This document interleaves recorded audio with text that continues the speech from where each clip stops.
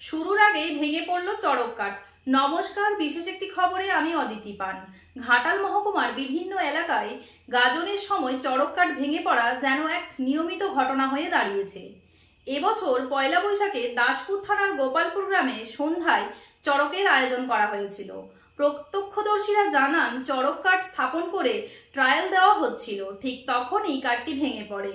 তবে সৌভাগ্যবশত তখন কোনো সন্ন্যাসী কাঠে ছিলেন না, ফলে কেউই জখম হননি।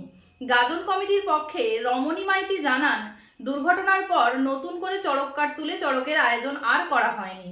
তবে গাজনের ভক্তরা চড়কের নিচে দাঁড়িয়ে বাতাসা, লাড্ডু ও লজেন্স বিতরণ করেন। উল্লেখযোগ্যভাবে এমন ঘটনা এই প্রথম নয়। কয়েক বছর আগে ঘাটাল শহরের ৯ নম্বর ওয়ার্ডে শ্রীরামপুর শিব মন্দিরে রাত ৮টা নাগাদ চড়ক কাঠ ভেঙে ৫ জন সন্ন্যাসী ও ভক্ত জখম হন। একই বছর ঘাটাল থানার দন্দিপুর গ্রামে শিবের গাজনে চড়ক ওঠার সময় কাঠ ভেঙে পড়ে এক সন্ন্যাসী গুরুতর আহত হন। প্রতি বছরই ঘাটাল মহকুমার নানান এলাকায় এমন দুর্ঘটনা ঘটে চলেছে। এতে প্রশ্ন উঠছে, চড়ক কাঠ নির্মাণে নিরাপত্তা বিধি ও মান বজায় রাখা হচ্ছে কিনা। গোপালপুরে এই ভিডিওটি পাঠিয়েছেন সুশান্ত জানা। ঘাটাল মহকুমার সমস্ত খবর সঙ্গে সঙ্গে পেতে স্থানীয় সংবাদের সঙ্গে থাকুন। নমস্কার, শুভরাত্রি।